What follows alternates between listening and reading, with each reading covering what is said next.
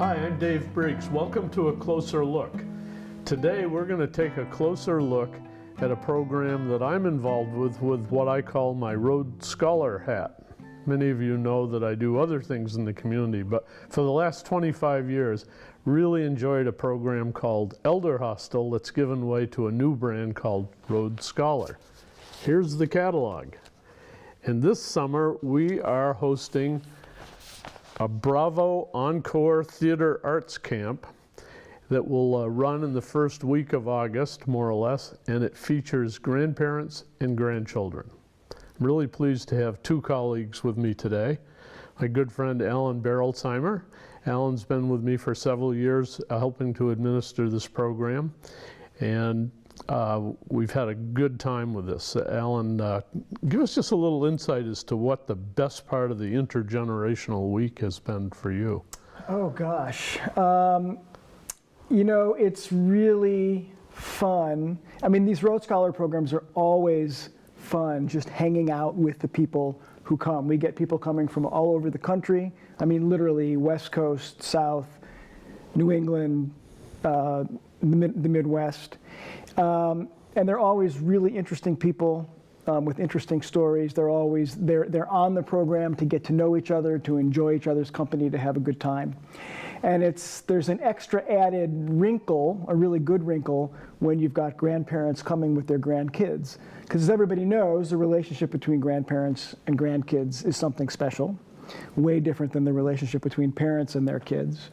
And just, you know, watching the adults interact with the kids, working with the kids on something like creating a play, which is what this program is all about, is a blast. It's really a blast. Now, you reminded that people come from all over the country, but we want our listeners today to know that they don't have to come from all over the country. They can come from right here in the Upper Valley. That is very true. We would love to recruit some local folks to participate this year as well. They could be commuters or stay in the camp all week long. That's right. Okay. Now, when you think of the programs we've done together around derivatives of Vermont history, this is the one foray we do into the world of the arts, which is very consistent with where White River Junction is right now. So we've had to bring in an expert. And so to get today with us, we have another colleague. Erin Kukla is with us up from New York City. She's going to be running this camp with us as the theater arts specialist. And Erin, I'm going to put you on the spot a little bit. This will be done in the Briggs Opera House. You've been on that stage and delighted us all. And you're also from a really fine theater arts tradition, as I understand it, at Syracuse. Yes. You went to Syracuse. Yes. So tell us a little bit about how the Syracuse evolution began for you. Where did you happen to think about going to Syracuse? Well, at the time, it actually was maybe #2 musical theater program in the country. So it was up there on my list. And I got into a few schools. I was really considering Boston Conservatory. And the last ditch effort, I went to see 2 acting classes. One at Boston Conservatory, one at Syracuse, and something about it just blew me away. There was a language that was spoken between the students and the professors that you could tell they really understood each other, and it just made up my mind on the spot. Well, and then somehow the trail led to the Upper Valley. Yes. Through was he a classmate, Jonathan Verge? Jonathan Verge was my best friend in college. Oh, wow. We lived together the whole time. And kept in touch, even though he moved to Chicago and I was in New York, and the stars aligned where he was able to put on a play and asked me to come up here to do that show. So I got to really experience Vermont for the first time through that show. Well, you surely delighted us with your work in Songs from Unmade Bed. Thank you. That was a wonderful piece of work. Thanks. And that was hard work. You were the only woman on the stage, as I recall. Yes. Yeah. So now you're flipped over to where you're the teacher. Yeah. And we're going to cast upon you a dozen or so adults and children. And we've sort of instigated the notion that you would have them do a play from scratch. And you seem so confident about this. Tell us a little bit about why you feel so confident. I feel confident because, first, we have a nice outline of what we're going to do with this show, which I'm sure you're going to touch on a lot more. Yes.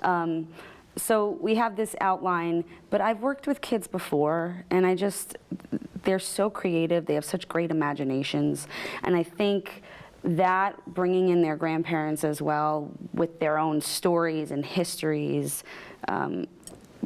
considering the subject matter, I'm sure we're going to be able to put up a show in the short amount of time that we have. So the kids and their grandparents arrive on a Sunday night, have dinner, meet you, meet Alan, meet me, and then we launch into a program that ends up with a play at the end of the week, which we will then videotape and watch it as our own audience on Friday morning before we go. Alan, can you talk a little bit about the evolution of the content that we've cast upon Aaron to use as the basis for this? So as many of you might know, the Hotel Coolidge is graced with a series of murals in the Vermont room on the ground floor of the hotel that were painted circa 1950, is that right? Completed in 1950. Completed in 1950. Fabulous set of paintings, and it's called The Story of Vermont.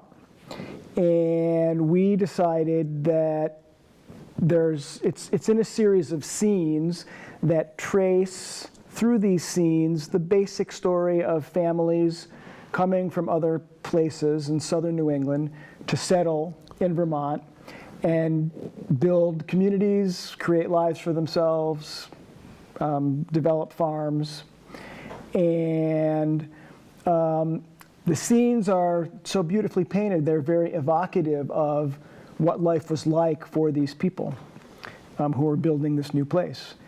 And so the idea we had was that we can use this mural, the story of Vermont, up through the Civil Wars, where the painting ends, to stage a number of scenes that, again, sort of walk you through the process of moving to a new place, settling, creating homesteads, building communities, and then perhaps ending with some notion of conflict resolution, whatever, we don't know.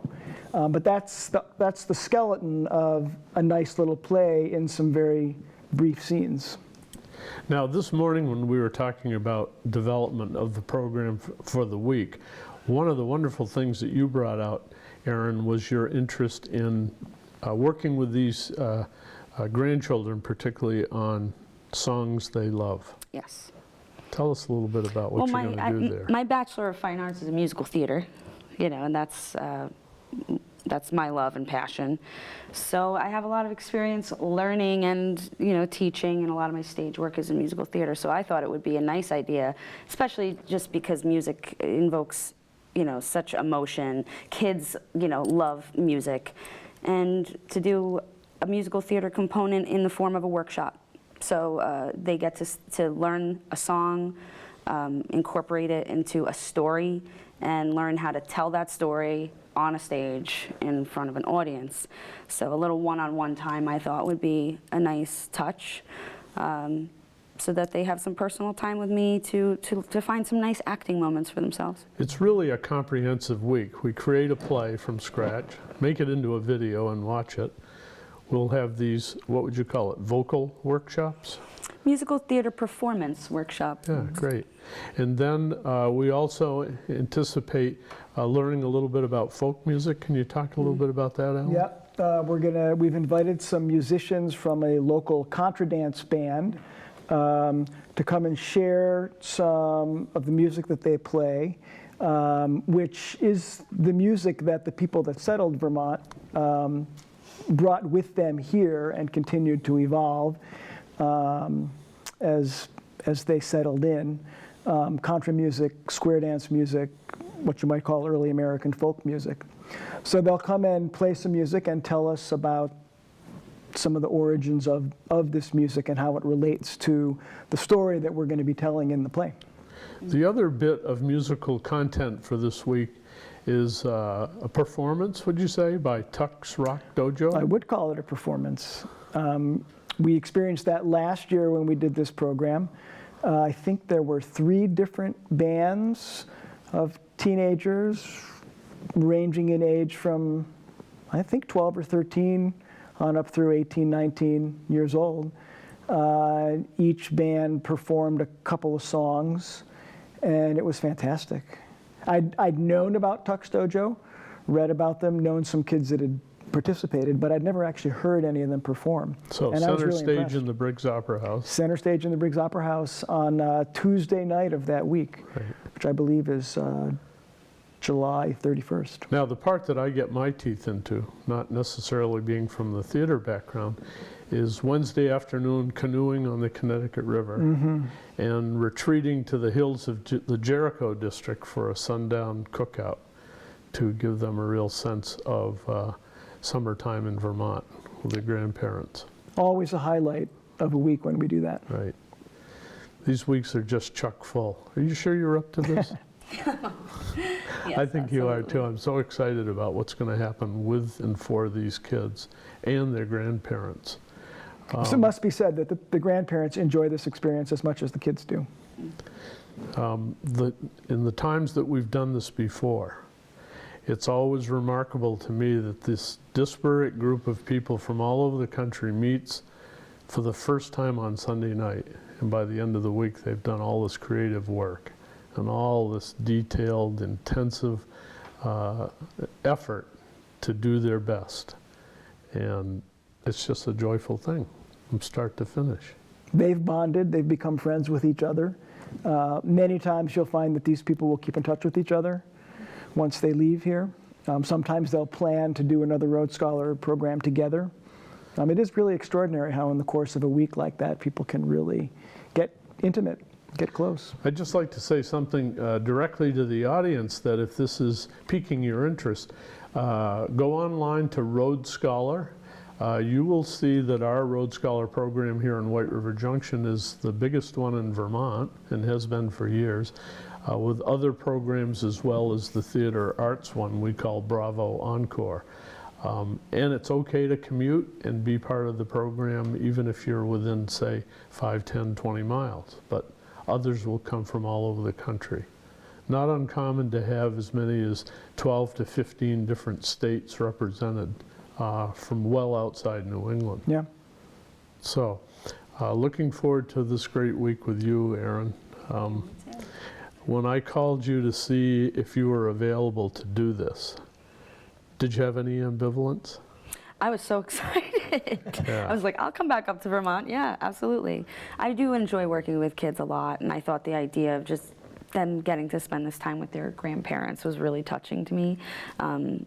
You were a joy the last time I was here working at the Opera House, so I was looking forward to just especially being here in the summer, because I had been up here in the winter to really experience that. So I was excited. You've earned your spurs. You can come here in the summer now, right? Thanks. Well, we would welcome inquiries. They can be made directly, most practically, to the front desk of the Hotel Coolidge on a 24/7 basis. We hope people will reach out and inquire. If you'd like to be just part of the audience, that's okay too. And feel free to look over our shoulder and see what we're doing. This particular week of theater arts will be beginning on Sunday night, July 29th, and run through first thing on Friday morning. August 3rd, is it? Yeah. August 3rd. So, Shall I do a dramatic reading? yeah, read the text from our catalog This is a content. description of the program. The house lights dim, the crowd falls silent. The curtain rises and the spotlight shines on you. You and your grandchild are the stars on stage during a week treading the boards in picturesque Vermont. Learn the secrets of how real theaters operate and what it takes for cast and crew to stage a hit production. Then, put it all together in a theatrical performance of your own, presented on stage and videotaped for review later on. Thanks for doing that. Erin, thanks for making the courageous journey into the North Country. Thanks for having Really me. looking forward to this week, and these kids are going to be forever touched by your good work. Thank you. So thanks again for coming. Alan, Gonna be fun. I'll be there. Thanks for tuning in.